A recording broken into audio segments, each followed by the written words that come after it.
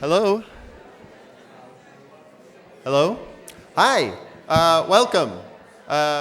Thank you so much for coming. Welcome to Leo Baeck Institute and the Center for Jewish History.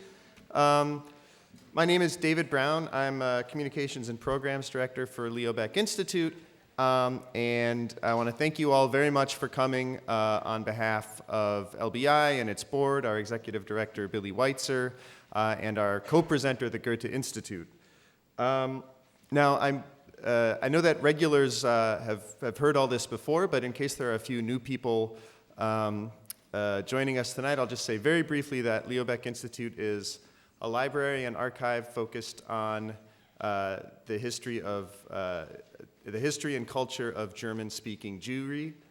We have a library collection, 80,000 books, a large archival collection with 10,000 collections that probably encompass 5 million pages, and an art collection that scholars from all over and the public come to use here in the Center for Jewish History, which is the building that we're in, and Leo Baeck Institute is proud to be a founding partner of the Center for Jewish History, where scholars and the public come and access our collections in the sort of global context of Jewish history. And of course, the partners include YIVO, Institute for Jewish Research, the Yeshiva University Museum, American Sephardi Federation, and the American Jewish Historical Society. So, I'm going to try and be super brief introducing the program. Before we really get into it, I just want to say that we're doing something a little bit different tonight. This is actually the third event in a series of 7 that Leo Baeck is doing. We're calling it German Jewish History in the Now. And our idea was, instead of immersing ourselves in the study and discussion of the past for its own sake, to really start from contemporary questions about our own world and our own time, and then mine the history that we preserve here for insight, for parallels and differences and contradictions. And we think that this is really important at a time when the lived experience of German Jewish history is disappearing, along with the youngest generation of refugees, to forge new connections to our own experiences, between our own experiences in this past. And I just want to recognize, in particular, some members of the board of Leo Baeck Institute that helped us to sort of reach this insight and turn it into action. Abe Lowenthal, one of the trustees of Leo Baeck Institute, gave generously both of his ideas and his encouragement and financial support for this program, for this program and all the programs in the series. He did so in memory of his parents, Rabbi Eric Lowenthal and Suzanne S. Lowenthal. I'd also like to thank LBI board members Robert Rifkind and Elliot Sander for their support. Now, I'm not going to talk much longer, except to introduce our 3 experts tonight. First, we're going to hear from Robert Beachy, who is Associate Professor of History at Yonsei International University in Seoul, and he's the author of the 2014 History Gay Berlin, which posits that the modern concept of homosexual identity is really the product of debates and movements within Germany that date back to the Kaiserreich and then culminate in the work of the German Jewish physician and activist Magnus Hirschfeld, who founded the Institute for Sexual Science in Weimar, Berlin. Then we'll hear a response from Atina Grossmann, Professor of Modern European and German History and Women's and Gender Studies at the Cooper Union in New York. Lately, she's been doing groundbreaking work on Jewish life in Germany in the immediate aftermath of World War II. So this is actually a return to an old topic for her.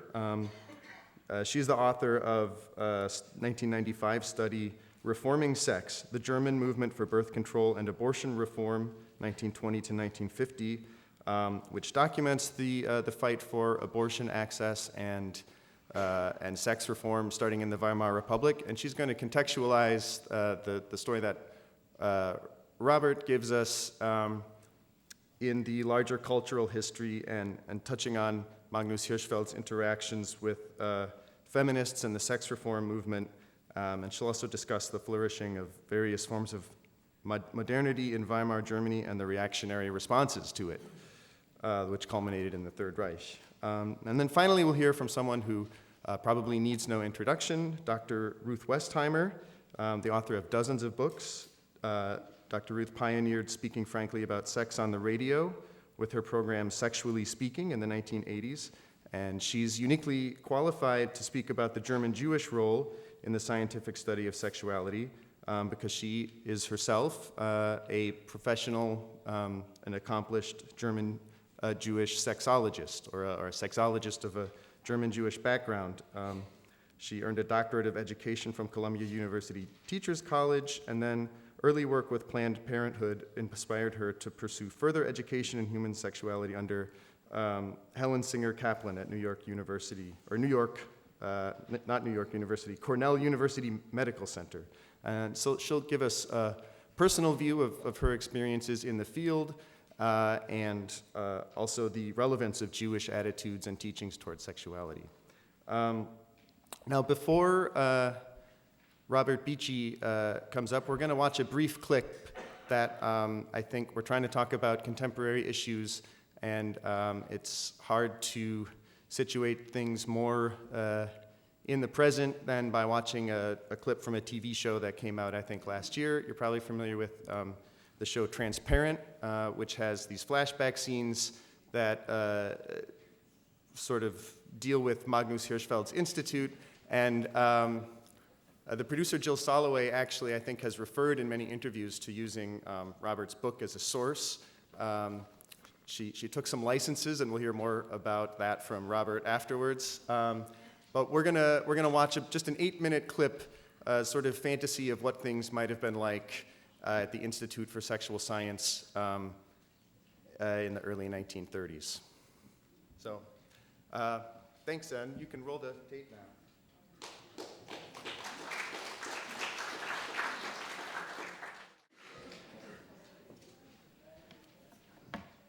Well, first, I would like to thank David Brown for that very generous introduction. I'm really honored to have been invited here this evening, and especially to share a stage with such prominent and important historians and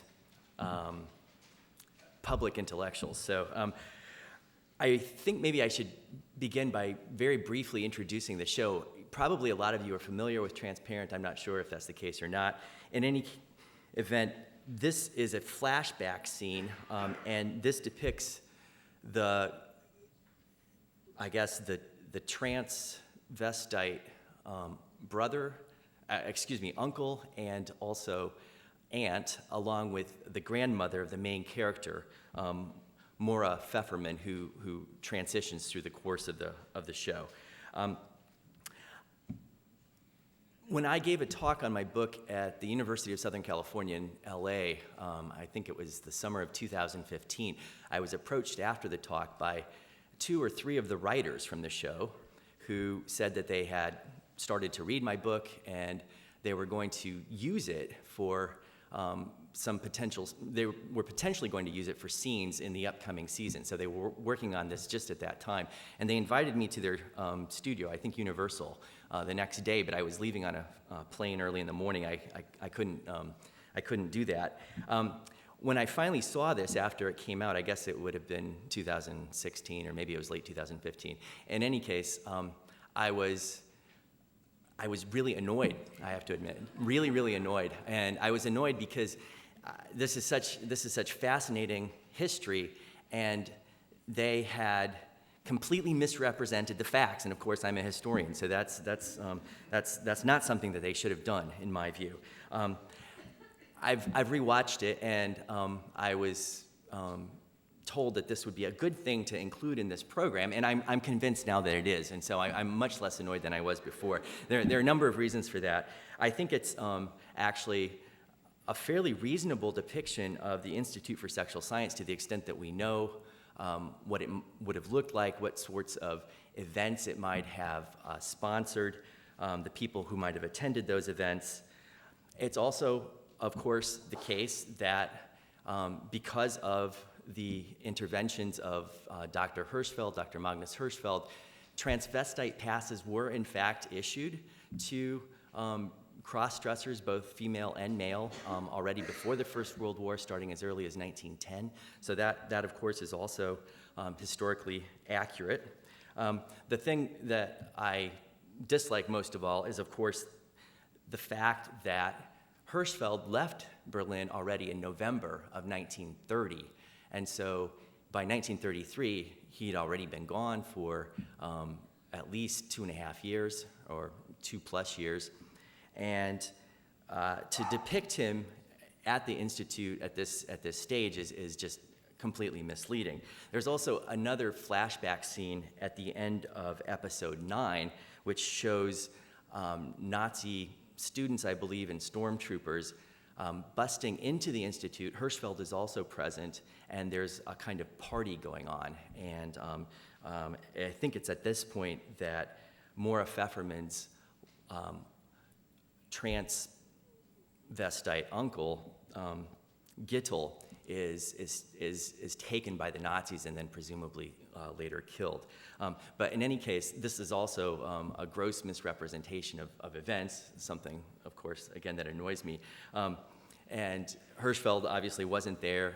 There were very few people, in fact, in the Institute by May of 1933, and it was raided and pillaged and destroyed by Nazis on a Saturday in broad daylight, and there was no party going on inside. So, but in any case, again, I do appreciate and have enjoyed now more maybe than the first time I watched it, these depictions of the Institute itself. And I'd like to talk just a little bit more about that in a second. I think it's maybe important to provide at least a brief biography of Hirschfeld himself. He was one of 7 children. He had a medical doctor as a father. His 2 older brothers were also medical doctors. He was born and grew up in a Baltic spa town on the Baltic coast, a city called Kolberg. It's now in Poland. It has a different name that I can barely pronounce.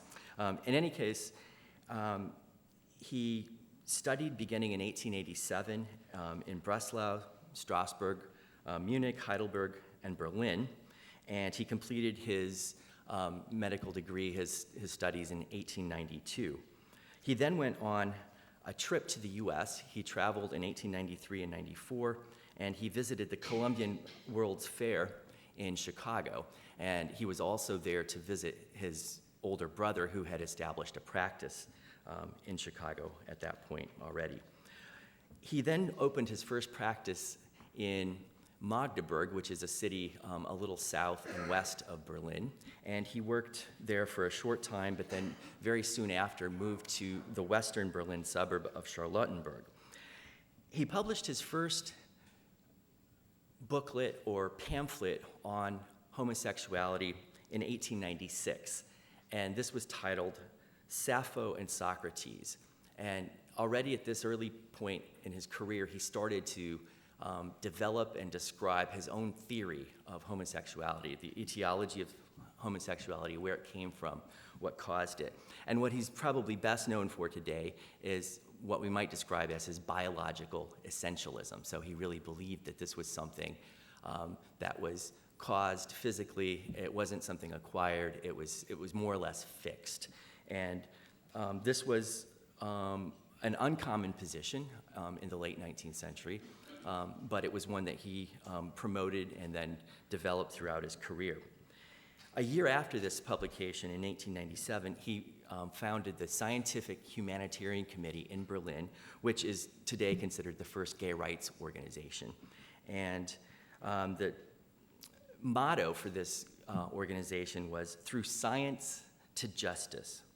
So he believed that with the scientific understanding of homosexuality, it would be possible to reform the law and decriminalize homosexual relations. And this became one of his lifelong objectives. Along with this, he also pursued a scientific study of homosexuality. He founded a yearbook for sexual intermediaries already in 1899. This was well received. It was considered a serious sexological psychiatric journal, and it was published into the early 1920s. It finally was forced to fold because of the Great Inflation, which culminated in 1923. Some of these scientific endeavors included anonymous surveys. So he promoted a survey. He sent out postcards to two distinct groups, a group of union members and another group of male students, and they were then able to identify themselves and send back these cards anonymously. This was in the early 20th century. So this was, of course, decades before Kinsey, but this was one way that he thought it might be possible to actually try to start to count the exact number of homosexuals within a given population. And he came up with statistics somewhere between 2% and 4%, which was probably a fairly reasonable result. And this was also, of course, a pioneering effort. The Scientific Humanitarian Committee was also convinced that by popularizing the science, by making the science known to the general public, there would become a kind of groundswell of pressure to reform the law. The law itself was known colloquially as Paragraph 175, and it criminalized certain sexual acts between men. It didn't criminalize sexual acts between women. One of the effects of the law was to make homosexual men vulnerable to blackmail, and they could easily then be blackmailed by maybe a spurned lover, or most often probably by a male prostitute. And we're going to show a clip from another film in just a few minutes, and this also involves this form of blackmail. Popularizing this new science, as Hirschfeld understood it, involved giving all kinds of popular lectures, not just to groups of medical doctors or other professionals, but also lectures that were held sometimes in large beer halls, sometimes for hundreds and hundreds of audience members.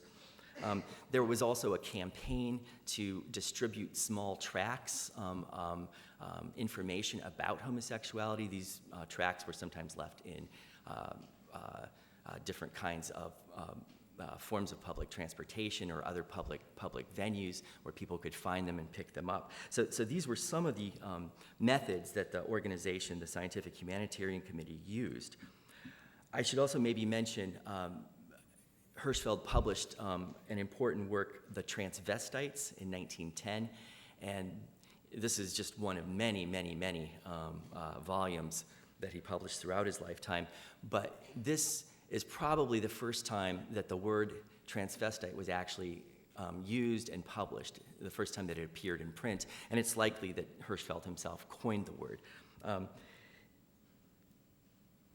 It's also just around this time that he was successful in petitioning the local Berlin police to issue what was described in the transparent clip as a transvestite pass, and this allowed somebody who held the pass to travel freely in the city, a male or female cross-dresser wearing clothes of the opposite sex, without fear of harassment. Now, there was actually no real law against cross-dressing, but very often people would be picked up by police and sometimes arrested for a disturbance of the peace charge. So this was one way that Hirschfeld was able to actually make it possible for people to cross-dress in public. Anyone he deemed sort of a credible recipient of such a dispensation. In 1918, 1919, then, Hirschfeld founded the Institute for Sexual Science.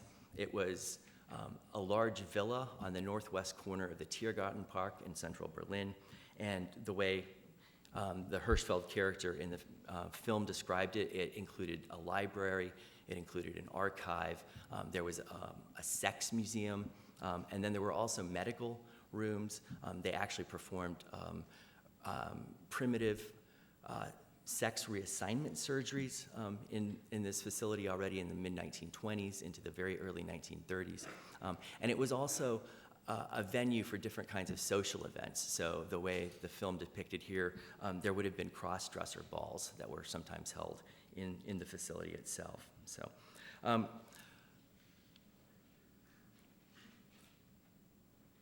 Hirschfeld experienced directly and physically the first sort of profound anti-Semitic violence in 1920 when he delivered a lecture in Munich and was then beaten and left for dead on the sidewalk by right-wing thugs. And this was the beginning of a kind of anti-Hirschfeld campaign directed from the far radical right in Weimar Germany, and it continued then through the 20s into the early 30s. As I mentioned before, he left Berlin then in 1930 in November. He went on a world tour, and I guess the timing was, in most respects, very fortuitous. He anticipated, to some extent, the rise of the Nazi Party, and he was very worried about this, that it wasn't his only reason for leaving Berlin. But once he had left and had traveled to first the United States, then Asia, and all the way to the Middle East, by that point it was clear that it would be difficult, if not impossible, for him ever to return. And we can all be thankful that he didn't. He spent his last days in France. He lived there until his death in 1935. Now, I think what we should do is show a very short clip from another film. This is a silent film that was produced and released in 1919. It was co-written by Hirschfeld together with another filmmaker, Richard Oswald, and it's called Different from the Others. And it had a popular release. It was screened throughout Germany for a period of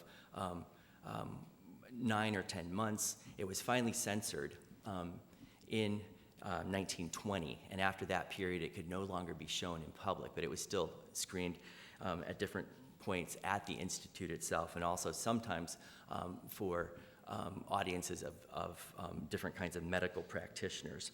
So this is actually a scene where he's giving a lecture. So, and this is some of the only footage, film footage of Hirschfeld.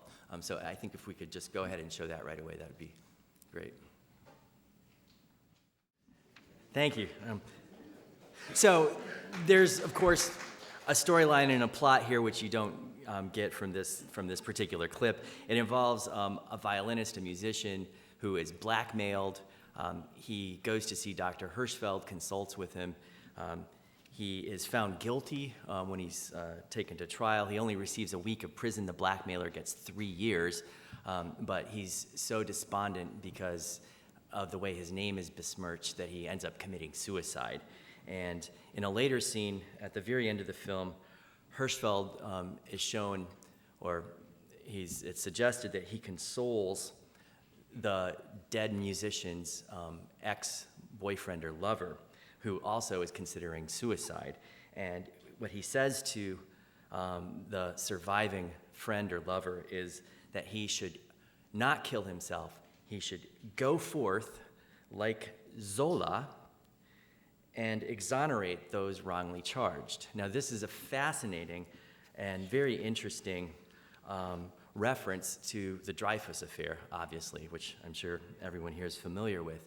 And so implicitly, at least, and here maybe even explicitly, Hirschfeld is drawing an analogy between the process of Jewish emancipation through the course of the 19th and into the early 20th century and the cause of gay rights. And this is something that he never really addresses or maybe theorizes explicitly, but it comes out, it sort of peeks through at different points in some of his writings, some of his statements. And so just very briefly now, before I give up the podium, I'd like to say a few things. I think it's very significant. He was born in 1868, a few years before German unification. In 1871, with unification, the remaining patchwork of discriminatory anti-Jewish laws in Germany were abolished. This was the culmination of the process of German Jewish emancipation, we might say. And this was also an age of science. So Hirschfeld was a progressive, he was a social democrat, he looked forward with genuine optimism. He thought that things could and would get better. And he also, when he started his campaign by the late 1890s, believed that it would be possible to eliminate discriminatory legislation that affected sexual minorities the same way that that kind of anti-Semitic legislation had been eliminated through the course of the 19th century. And from a memoir, a kind of autobiography that he published in 1922, he wrote, "Jews and homosexuals have been the world's scapegoats, who since the introduction of Christianity have been held responsible for all the suffering and misery in this world." And I think that comes as close as any of his direct statements that helps to illustrate, I think, the role of his own Jewish identity in sort of motivating and inspiring also his lifelong fight to eliminate paragraph 175 and the German anti-sodomy statute. Thanks.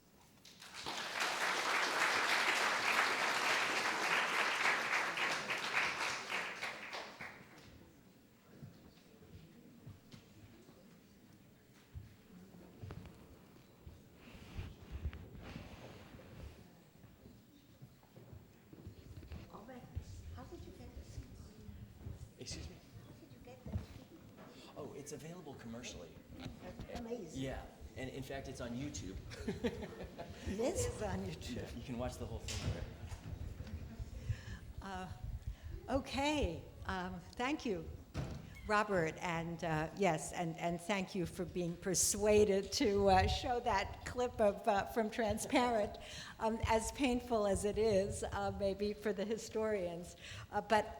I mean, I sort of love the fact that my students now, even before Transparent, those who were engaged with particularly gay rights or trans issues, knew who Hirschfeld is and have a sense of this movement, which was not the case in the past. But I just wanted, I brought some show and tell. So first of all, this is Robert's book, which you should all have because it's fascinating and easily available. And secondly, since we are talking about a history of German Jewry and this question of sort of the legacy of German Jews today, I brought along sort of one of my prized possessions, which is a copy of one of Hirschfeld's volumes, Sexual Pathology. It's volume 1, published actually in 1916 in the middle of World War I. But it made a long journey from Berlin to Hartford, Connecticut in one of those lifts that German Jewish refugees took their possessions in. And it belonged to and has, I have to show it because I'm so proud, it has, it's hard to do both. It has an inscription to my uncle, to my father's older brother, Walter Grossman, who actually worked at the Institute and wrote his doctoral, his Dr. Med thesis at the Institute under the supervision, among others, of Magnus Hirschfeld. And so this is a dedication from Magnus to Walter from June 15th, 1920. And so at some point, this book will go into the library, the collection of the Leo Baeck Institute, but not yet.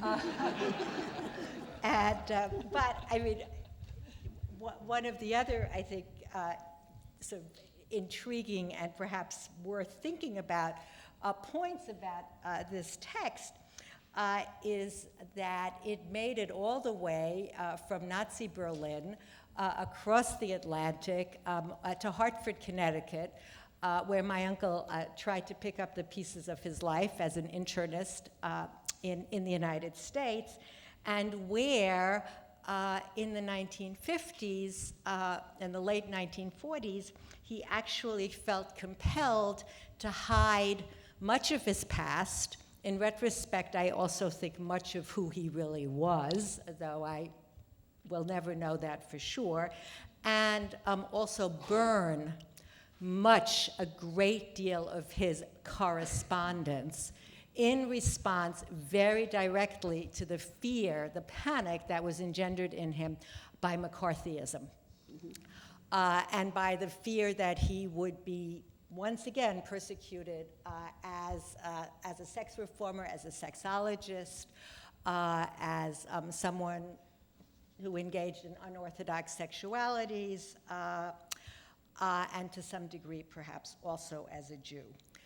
So it speaks to many strands, I think, that are significant for all of us. So I'm just going to quickly make a few comments. I actually wrote some down because I did work, this was a big part of my scholarly life at some point, and I'm afraid I will just go on, which we shouldn't.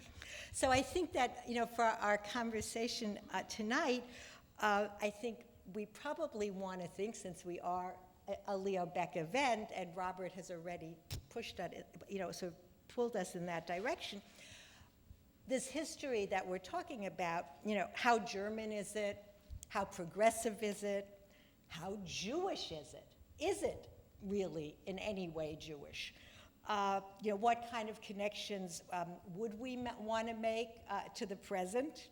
Transparent has its connections, but really from sort of the rise now of queer theory, trans, beyond the binary, identity and politics, even onto, and this is something that Robert addresses, I think, very carefully and thoughtfully in his book, to the kind of right-wing masculinism that was also one part of the German gay rights movement, and that we now see in parts of our own alt-right, even as it is also misogynist and anti-LGBTQ rights. So I think these are all issues that we might want to think about. I think it's also important to say, as Robert suggests, that the birth of, as he says, the modern homosexual and of the movement for gay rights is not uniquely German and certainly not particularly Jewish. There's a long history of sexology, of sexual science, of course, in Britain. I just saw this really quite remarkable exhibit at the on Queer Britain in the Tate Britain, which is filled with sort of evidence of a vibrant, mostly male homosexual scene, gay scene, there starting at least in the 19th century, if not earlier. It's worth keeping in mind, Robert also mentions this in his book, that it was, of course, actually the young Soviet Union which first decriminalized homosexuality as part of the dramatic family code reforms in the wake of the Bolshevik Revolution, all brutally turned back in the 1930s by Stalin, as in different ways would be the mobilizations and openings of the Weimar Republic. Nonetheless, as we see, and I think there is definitely something, right? Something different, something special about the role of Magnus Hirschfeld and his colleagues, both in the Institute for Sexual Science and in the larger movement for sex reform in Germany, in the ways, I think, in which it was embedded in a larger, broader, socialist and communist-dominated sex reform and social health movement, as well as in the post-World War I German and post-German Revolution, novel visibility of women, of new women, right? These newly enfranchised, politically active, out in public culture women with their androgynous shifts. You saw them in the movie, their short booby cuff haircuts under their sort of pert hats, their demands for contraception and legal abortion. All that was a part of this moment, along with Hirschfeld and his institute, and gay culture, and the movement for gay rights. Part of an all too brief Weimar moment of promise and peril that sort of moved causes and lifestyles that had pre-World War I really been mostly associated with an avant-garde, right, a kind of avant-garde elite. If we think of Bloomsbury in England, or the kind of gay scene in Paris that was now being incorporated into mass culture and politics. And that included, for better, sometimes for worse, notions of the right to one's own body, or as was the slogan of the German feminist call for the right to abortion, because the movement for the abolition of paragraph 218, which criminalized abortion, and paragraph 175, which criminalized sodomy, were very closely linked. This call that said, "Mein Körper gehört mir," my body belongs to me. That was the slogan. And so this became part of this kind of larger social, mostly socialist and communist-driven vision of social health and, yes, hygiene for the masses, especially the working class and an emerging, predominantly female, white-collar service sector. And it was, again, part of this larger movement of particularly socialist physicians, municipal clinics, also lay leagues, which in a kind of marriage of commerce and politics distributed contraceptives and sex advice in pamphlets, journals, illustrated magazines, all over the country. At the same time, it was part of a kind of what we might call lifestyle reform, Lebensreform movement, dating back to pre-World War I, which also, and Robert talks about this, very definitely had right-wing nationalist and anti-Semitic, as well as liberal and progressive aspects. So this is, this is a moment, this is a movement that is full of contradiction, and that, one cannot sort of capture in a very short set of comments. But for someone like Hirschfeld, and for the socialist doctors with whom he worked, right, sex reform really stood for enlightenment, for Aufklärung, for science, for rationality. And to quote a column in one of these sex reform magazines that was written by Hirschfeld and a female physician doctor, Maria Krische, it stood for, as they said, a way out of sexual misery, away from Sexualnot. That was also the language used, by the way, of course, by Wilhelm Reich.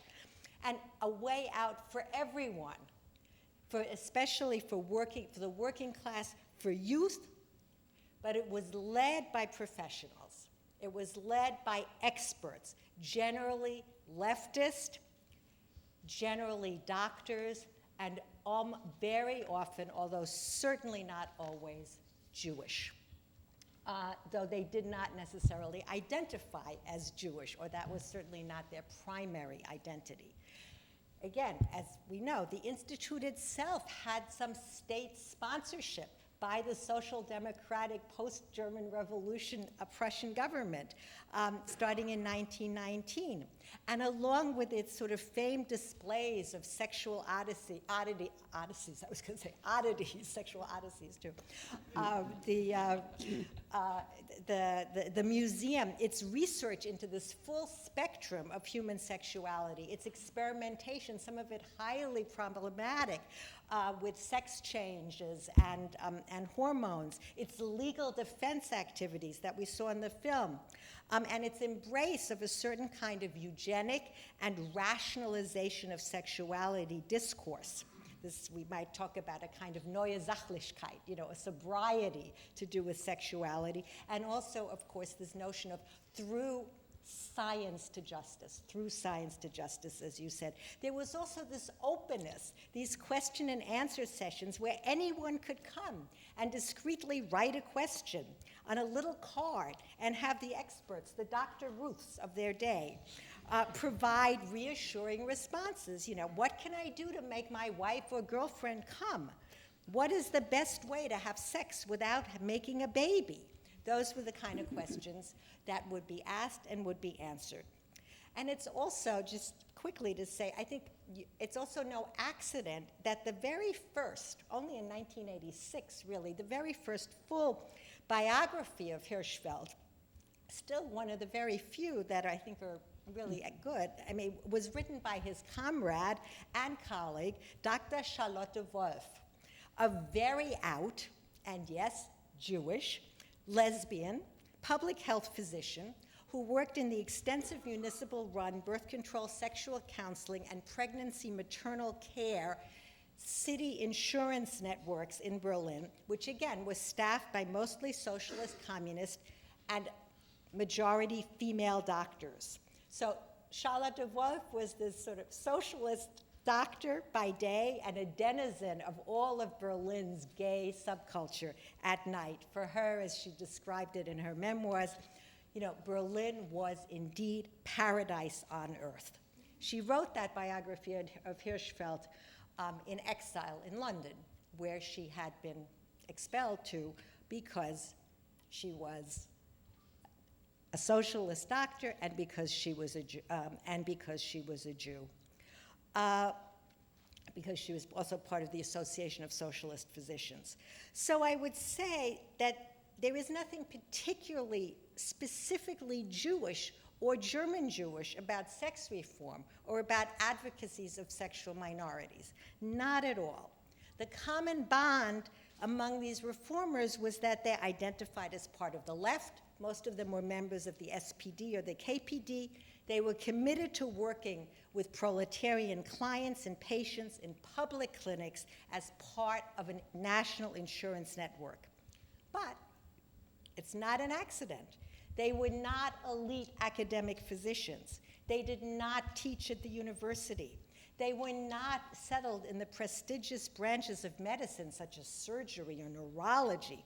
No, they were out there in the trenches, in the neighborhoods, as pediatricians, as school physicians, as venerologists, which was a highly stigmatized field, Haut- und Geschlechtskrankheit, that dealt with sexually transmitted diseases. They were GPs. And those were the fields, of course, that were open to the two groups who had gained both new rights, visibility, but also so much distrust and resentment in the aftermath of the war and the German Revolution, the people who were part of the stab in the back, the representatives of this hated Systemzeit, the system, as it was called, namely women and Jews, who found entry to those fields. So they're working class patients. Most of the SPD and KPD voters were not Jewish, but many of the activist doctors and social workers were. Even if for most of them that identity only really started to matter with the rise of Nazism. But it was part of who they were, their upbringing. An upbringing which, for example, encouraged women to study. 10% of the women doctors in Germany were female, much higher than in the US at that time. Mm-hmm. And of those 10%, 10% were Jewish. In Berlin, in fact, there were 722 women doctors by the mid-1920s. Of those 722 women doctors, 270 were Jewish. This is in a population in Berlin, 4% Jewish, all of Germany less than 1% Jewish. And again, their exclusion from the more prestigious branches of medicine made them more likely to work in areas that brought them in contact with the working class, with women desperate for abortions, with the, quote, underworld of both male and female prostitution, with a world of deviance. And so they were also the people who landed as refugees in England, in Australia, in the US. People like the municipal physician Käthe Frankenthal, who was a doctor in Neukölln, a socialist, active both against paragraph 218 and paragraph 275, closely allied with Willy Münzenberg, Popular Front, among other people, such as Albert Einstein, for example, who also signed these petitions, not to forget, and who finally opined in her memoir, written once she got to New York, Triple Curse, it was called, Jewish woman, intellectual, and socialist.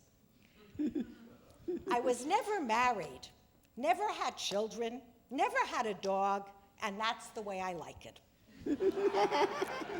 But actually, and here's the real irony, as we're talking about legacy, actually she ended up after a stint, among other things, as a good humor ice cream purveyor, as a therapist for Jewish family services. And I've often wondered what that was like.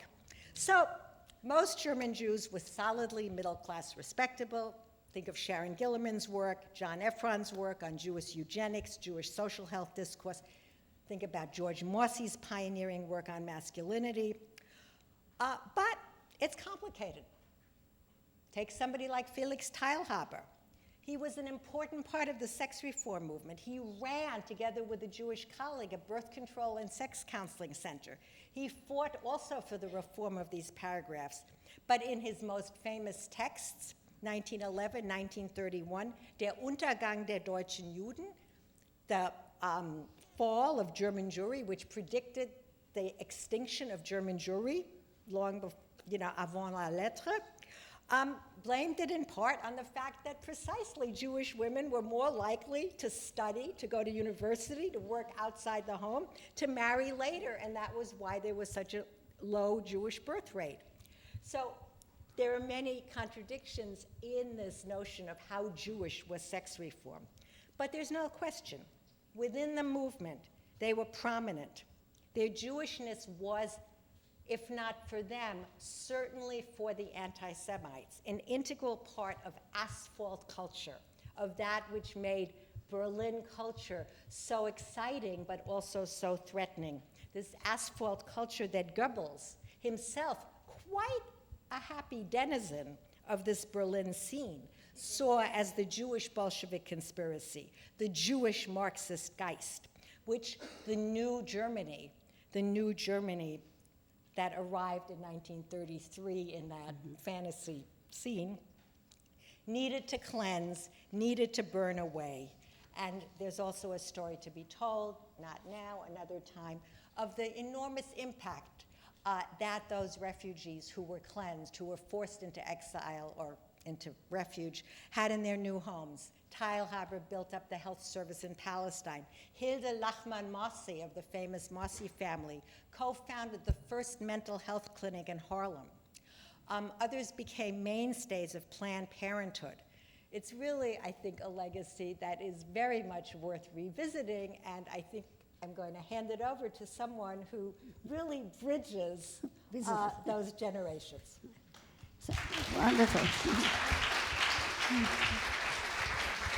So, they had, first of all, bravo to you. I think this is very interesting, and to continue doing that. And I think this is material that the new generation has to learn. Now I did visit the Magnus Hirschfeld Center in Berlin, and it is amazing. I would never have predicted that the two of you, famous historians here, would be so interested and would do such fabulous research, and the new generation have to know that. I have one problem here, because they asked me, and I'm a member of the Leo Baeck Institute forever, they did ask me about the issue of the Jewish aspect. First of all, in your talk, I want to say what pleases me, both of you, is that he was definitely for the ability to have an abortion when an abortion is needed, and that he was for contraceptives. Now, the issue of homosexuality from the Jewish tradition is a big problem, because on Yom Kippur, which just has passed, in the afternoon, there's a prayer that says, among other things, if a man sleeps with another man as if it was a woman, mot yamut, which is a terrible thing, he should be killed. And so in the Orthodox Jewish tradition, big problem. I tell you how I get away with it and how I say it. You use the word etiology, And I'm saying the sages did, and in some of the Jewish tradition, like the Reform and Conservative, it is not said, it's said in the Orthodox. So I'm getting out of that by saying that we don't know the etiology of homosexuality. That's why you researchers have to continue to preach and to get younger people involved in that. So I'm saying the sages did not know the etiology either. So in my way of working and talking for all of these years about sex, I have always said that I have no answer to that, but I do know that respect is not debatable. So every single person has to be respected. And that's really in Magnus's, in the tradition of Hirschfeld and of anybody. They were more courageous than, look how long it took for Proposition 8 to be passed in California, how long it took the whole movement to be respected and to be accepted. So in terms of the Jewish tradition, I have to say no answer except to teach that respect is not debatable. When they did ask me about the issue of the Jewish sexologists, first of all, I do have a problem with Freud. You haven't mentioned Freud at all. And I also have a problem with Freud, and the women in this audience here have to know about that Freud was sexually illiterate. He was a genius, but he did not know what we know today from people after Magnus Hirschfeld in terms of female sexology, in terms of female sexual functioning. Freud did a tremendous disservice, and still today, I do know that in the practice of many sex therapists, there are women who have known what Freud said and who still believe it. So loud and clear, Leo Baeck Institute, loud and clear that Freud was ignorant. He didn't take my course because he said that if a woman doesn't have a vaginal orgasm, she is an immature woman, that any woman who needs clitoral stimulation is an immature woman. And I still had women coming to me saying they think that they are not normal because they don't let their partner, I'm talking about now male partner, maybe you have to do a study about, maybe lesbians know better. Because maybe, yeah, applause. They know better, but we do have to teach men and women today that Freud was wrong. He did us a disservice, and we have to bury that. When people say to me about the Jewish aspect, I always say, and as you have mentioned, I was trained by Helen Singer Kaplan, who actually, she is not alive anymore. She was a fantastic mentor. She was not very Jewish. She happened to have been Jewish. She came from Vienna at the age of 3 to this country. So I don't count her in terms of saying about the Jewish background. I do, however, say to students, you have to study about Breuer and Adler and other people who lived in the time of Freud, and there were tremendous conflicts and jealousy, and who were at some famous institutions, even as Jews. When you said, Atina, when you said about the women, the Jewish women, I have to admit to you people that I badly wanted to be a medical doctor. There's no question. That was kind of part of somebody from Frankfurt, not Berlin, that I did want, but I was an orphan at the age of 10. I certainly didn't have a matura, I didn't have a high school diploma. I now have a few honorary doctorates, but I don't, and a regular master's and doctorate.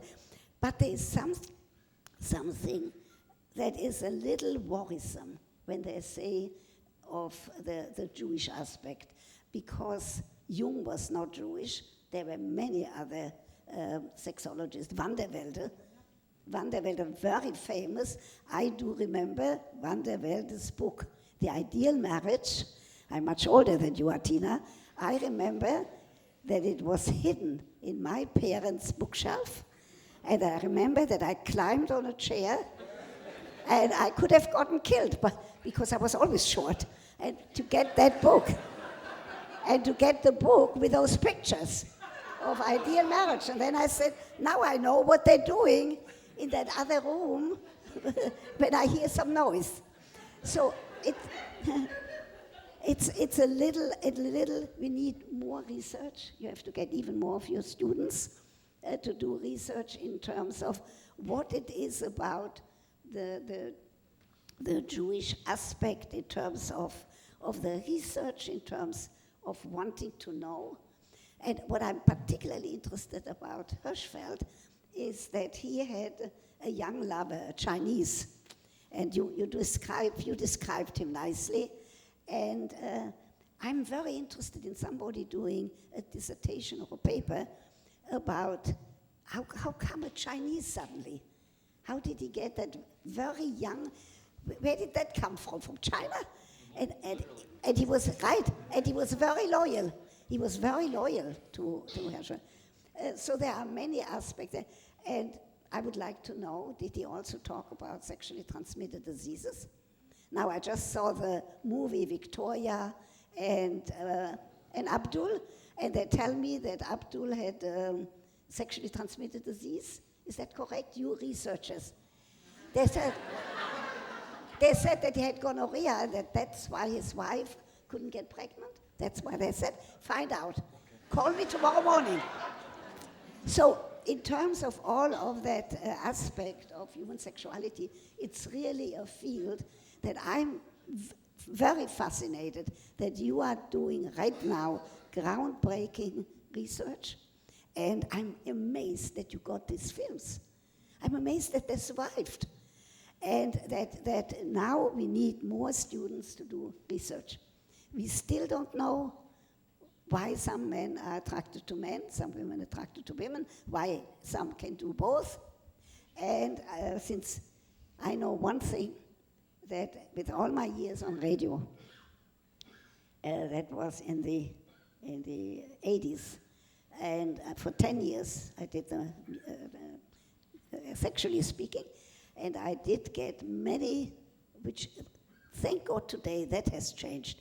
I'll tell you about one call that pops into my mind right now from, I think it was Indiana or someplace, a young man in high school calling. I'd never asked for names. You also mentioned that they did not ask for names. I like that.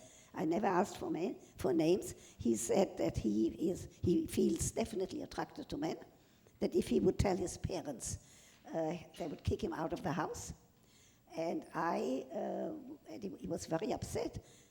And I was very worried about suicide. Remember what you were mentioning about some. So I did tell him, keep your mouth shut. You do not have to be out. Finish high school, keep your mouth shut, go to a large university. You will find other people like you. And lo and behold, I found this man in a restaurant in New York. I said, afterwards, go to a big city. He said, before you leave here, I have to talk to you. I went to a corner. I do that often. And he said, you saved my life. Because I was not, first of all, in those years, it would have been very bad advice to say, you have to confront. You have to say, in those years, you had to say, stay where you are, finish high school, go to a large university, and then you can do whatever you feel like doing. So we still don't know the etiology. We still don't know, but the respect is not debatable. And in today's world, we have to be very grateful that people, there are two friends of mine right now, right here. Raoul and Michael, stand up. My next door neighbors. Anybody who wants a good meal, talk to Michael. My next door neighbors, anybody who goes to Montclair State University, talk to Raoul, he's the chairman of the Spanish department. And so what we have to say, that in our building in Washington Heights, if you would have said that 20 years ago, it would not have happened. In our building, there are lots of gay people, and this is wonderful. We also have about 17 children now. So some adopted and some not adopted. So Hirschfeld, some adopted and some natural. Now, all of the issues right now, we still need more people to stand up and be counted. There's no question, especially in today's world. I don't talk about politics. I talk only about sex. But in today's world, we have to stand up and be counted, especially I do want to put a plug here for Planned Parenthood, because that concerns me very, very. And also, in terms of the Jewish tradition, I have to say one more thing which is very important. In the olden days, when during childbirth, one had to be saved, either a child or a mother. In the Jewish tradition, it had to be the mother. So in terms of anybody needing an abortion, there should be no problem, because if abortion becomes illegal again, we are going to see abortionists and coat hangers, because only people with money will be able to go to Mexico or to Europe. That would be a terrible state of affair. So much more is needed, and it's very, very interesting what you people are doing. Bravo to you.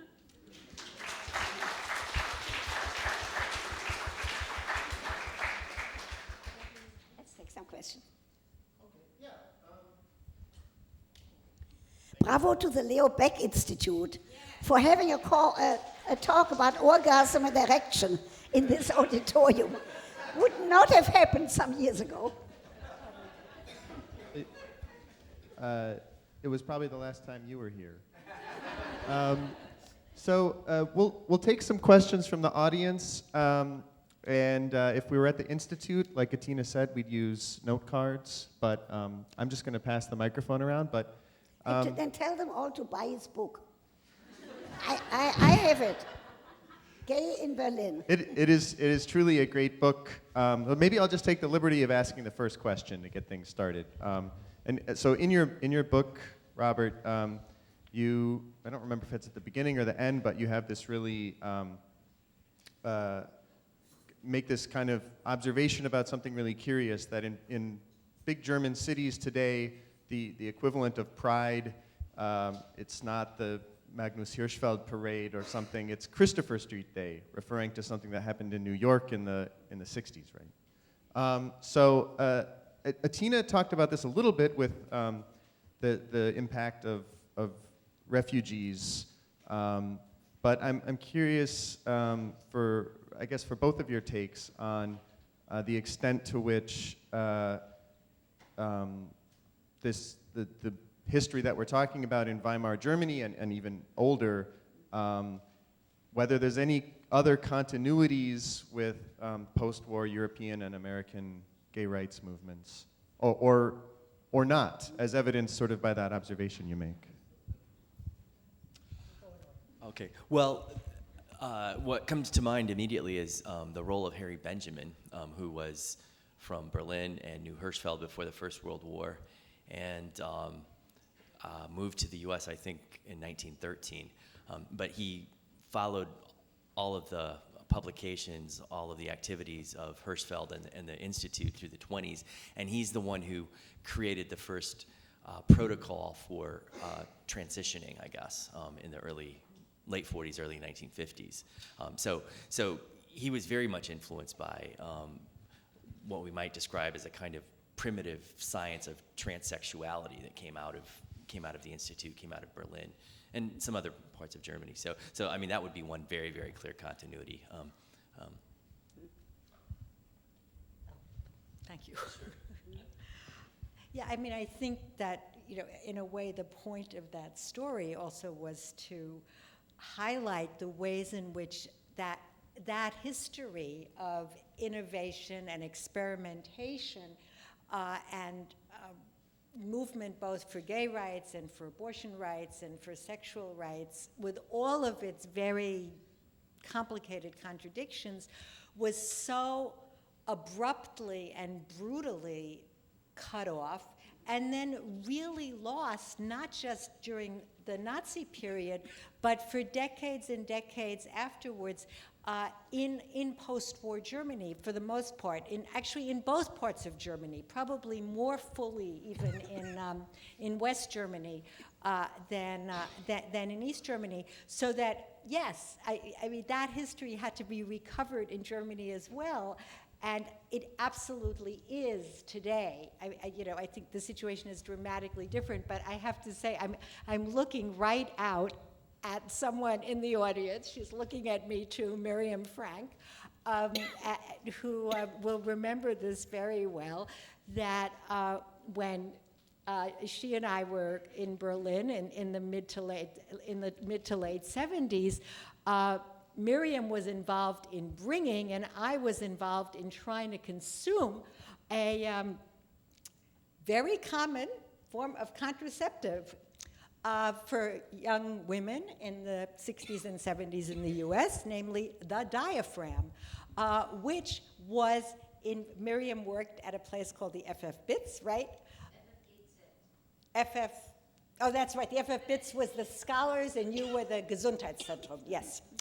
And the irony was that the diaphragm, as well as, by the way, the IUD, but the diaphragm was actually really a German invention. And Margaret Sanger came to Germany in the 1920s And learned it. And learned how to insert diaphragms, not that it was that complicated, but brought diaphragms back to the United States. All of that knowledge, in a way, was lost. So that when I was in Berlin in 1977 and I went to my corner drugstore, and asked for a diaphragm, they looked at me. They didn't even know what it was. It took Miriam and the crew of feminists around her to actually introduce the diaphragm back into Germany. That's how profound the loss of knowledge was. And of course that had to do with the forced emigration of socialists, of communists, and overlapping to a large extent of Jewish physicians. So that's just an example. So maybe we'll collect 2 questions at a time. Does anyone have a question? Okay, let's go.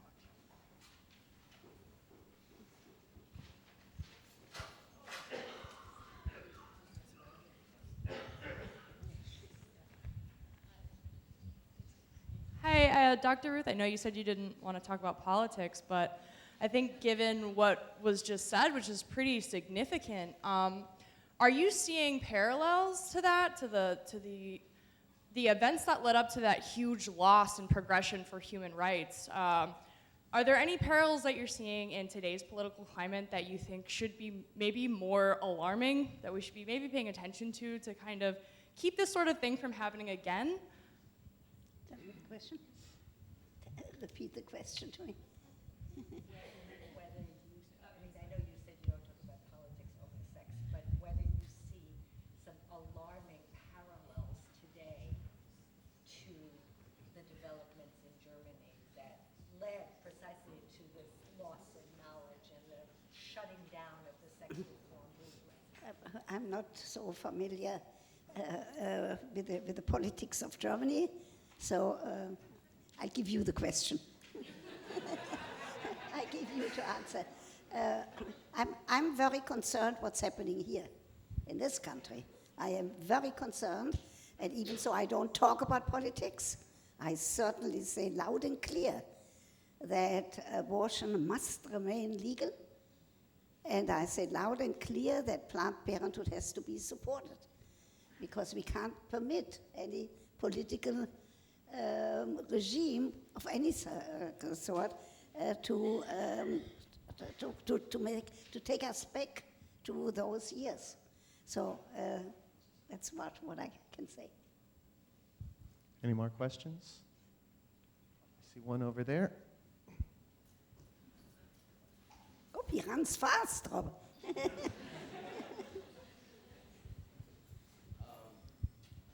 In all the times I've been in this room, probably 30. I've never seen more than a few gay people. It is so nice to be with gay men and women in here. Robert, we bought the book as soon as it came out, and it's a wonderful book, and we're very grateful that you're here. My question is, are you familiar with the new Duberman book, which deals with this stuff to some degree, and his take on it?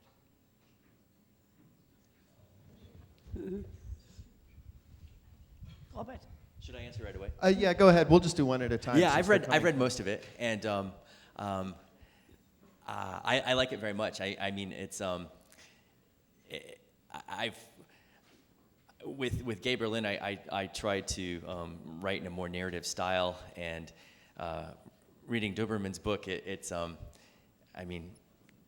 really interesting to me the way he takes similar materials and actually novelizes them, I guess, if that's a verb. But I mean, I recognized a few places where he took liberties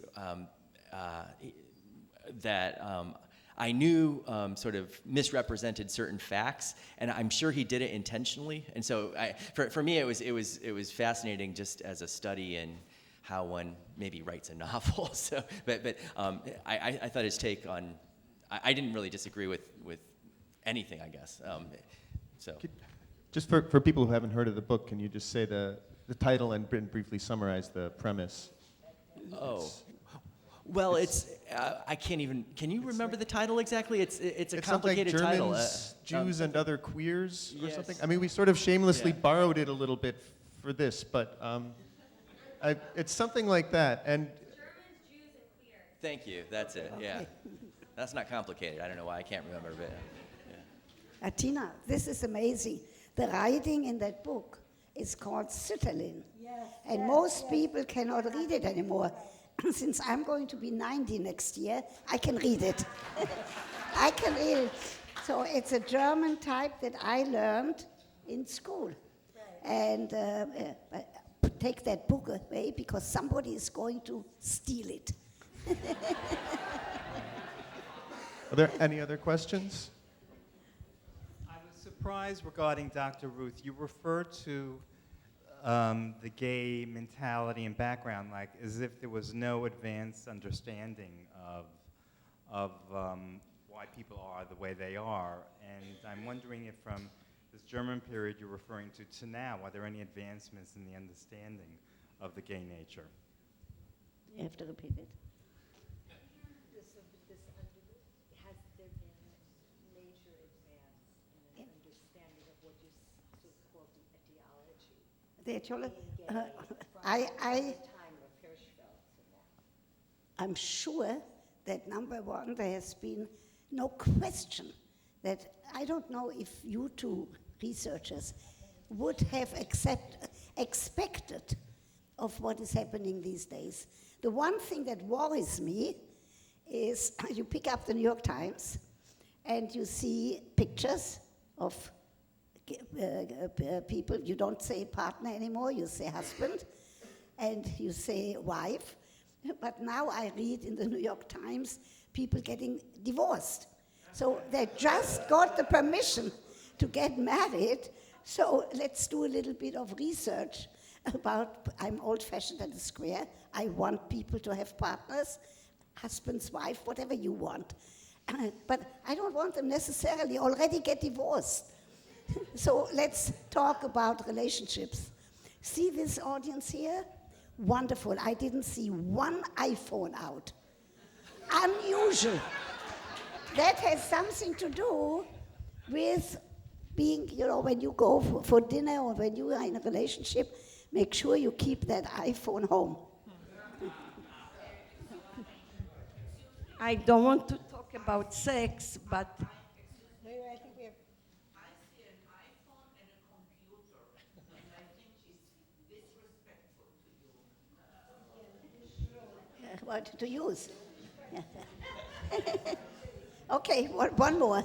okay, it's nothing to do about sex. Even sometimes I talk about it, but I want to thank you as an Israeli And as Dr. Ruth, because everybody calls me Dr. Ruth, wherever I go, they say, you sound familiar. Even I go to So I the have to side. tell you something. Yeah, When I came to this country, yeah. they said if you want to work here, you have to take speech lessons to lose your accent. I never had, in those days, did not have the money to take speech lessons. Thank God I didn't. But Deborah Jo Rapp, who played me in the play, which is now going to Washington, Becoming Dr. Ruth, guess what? She had to take a speech coach to learn my accent. But I want to say something else, that wherever I go, they said, you sound familiar. So then I say, Dr. Ruth? Yeah. So they say, yes. Just so don't take the money. No, so then, then I say, maybe I can help you. That's a joke. Very nice. But beside this, as an Israeli, my background is like you. I was born in Poland, but German was Katowice, Obergefell. And my mother spoke German, my husband was German. We went to the refugee camp in Traunstein from Germany. We came to Israel in 1948. All right, your question? I want to thank you because you opened, I think, the museum in Munich, the Jewish museum. You have, it was you? Yeah. No, I'm confusing it. Something, because I heard you, I think you and Deutsche Welle einmal. That's possible. Yeah, I do a lot of German. So something was, maybe Auf you Deutsch. were in a museum, I don't know. But from like an Israeli and a background of German, thank you very much. That's what I want. So I want to give them some homework. If we close, I want to give them some homework. Anybody here who has a partner, don't just pick up somebody. I'm old-fashioned and a square. You can pick up a partner of the same sex. I don't care. That's fine. But I want you to go home. I want you to do, not here, at home, a different sexual position, one you have not tried before. I want you to call me tomorrow so I learn something new. Good sex.